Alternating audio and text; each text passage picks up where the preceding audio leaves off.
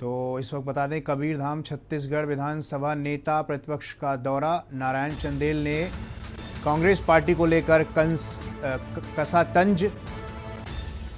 नारायण चंदेल ने कांग्रेस पार्टी को लेकर कसा है तंज।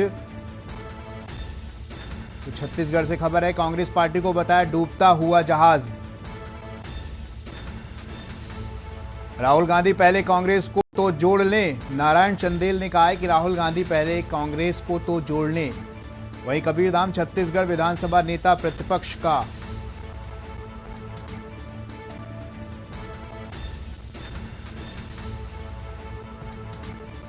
कांग्रेस पार्टी को बताया डूबता हुआ जहाज। राहुल गांधी पहले कांग्रेस को तो जोड़ लें, ऐसा कहना है नारायण चंदेल का। और छत्तीसगढ़ विधानसभा नेता प्रतिपक्ष का दौरा हुआ है। नारायण चंदेल ने कांग्रेस पार्टी को लेकर ये तंज कसा है और कांग्रेस पार्टी को डूबता हुआ जहाज बताया है। भारत जोड़ो यात्रा को लेकर तंज और उन्होंने कहा कि पहले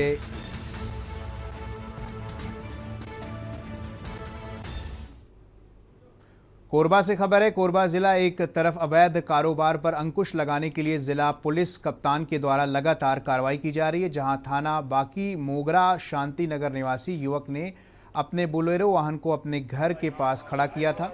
गणेश पंडाल होने के नाते मार्ग में काफ़ी व्यस्तता थी, जिसके चलते ऋषि राठौर में अपनी बोलेरो वाहन को उड़िया मंदिर के पास खड़ा कर दिया था, जिसे किसी अज्ञात व्यक्ति ने देर रात चोरी कर लिया, जिसकी शिकायत युवक थाने में जाकर स्टाफ के द्वारा बताया। अभी अधिकारी नहीं आए हैं। वहीं युवक का कहना है कि पुलिस गश्त करती तो चोरी की वारदात नहीं होती, ये पुलिस की लापरवाही है, युवक द्वारा ऐसा बताया गया। थाना बाकी मोगरा में बीती रात को एक बोलेरो चोरी हुई थी, जिसमें एफआईआर लिया गया है और मामले की तफ्तीश की जा रही है। इसमें पुराने मॉडल का बोलेरो वाहन था और सीसीटीवी फुटेज और बाकी जो हमारे जो दूसरे जो इंट है, फिजिकल इंट है, उनके माध्यम से इसमें कोशिश की जा रही है।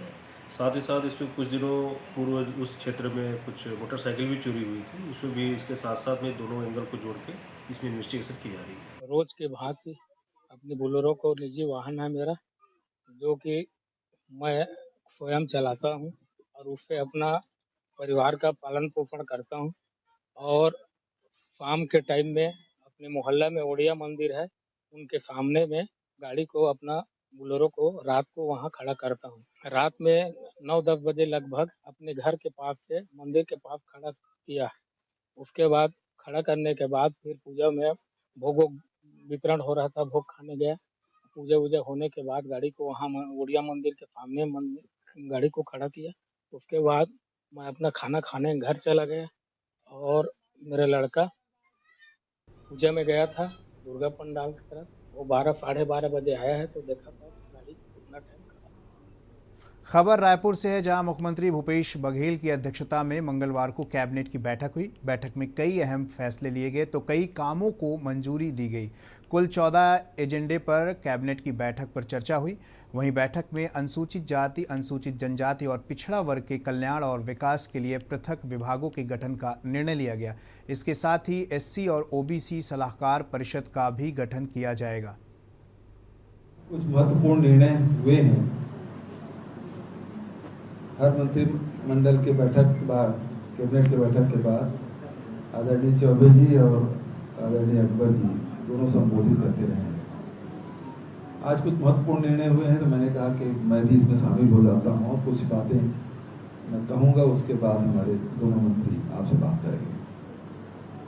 पहली बात तो ये है कि लोगों की डिमांड भी थी, अनुसूचित जाति, जनजाति और अन्य पिछड़ा वर्ग, ये सारे डिपार्टमेंट एक ही हुआ करता था, अब इसे अलग अलग कर दिया गया है।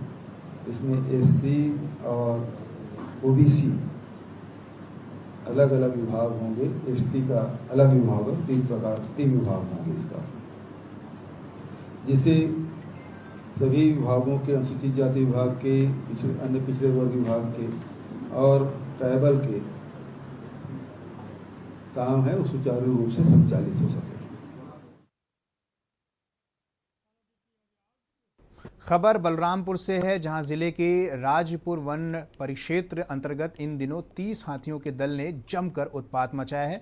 हाथियों के क्षेत्र में पहुंचने से क्षेत्रवासियों में दहशत का माहौल देखने को मिल रहा है।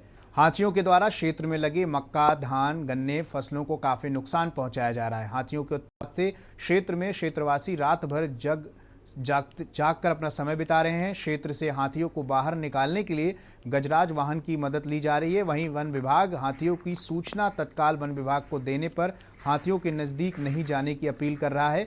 फसलों को मुआवजा प्रकरण भी तैयार किया जा रहा है। जल्द ही किसानों को उसका मुआवजा दिया जाएगा।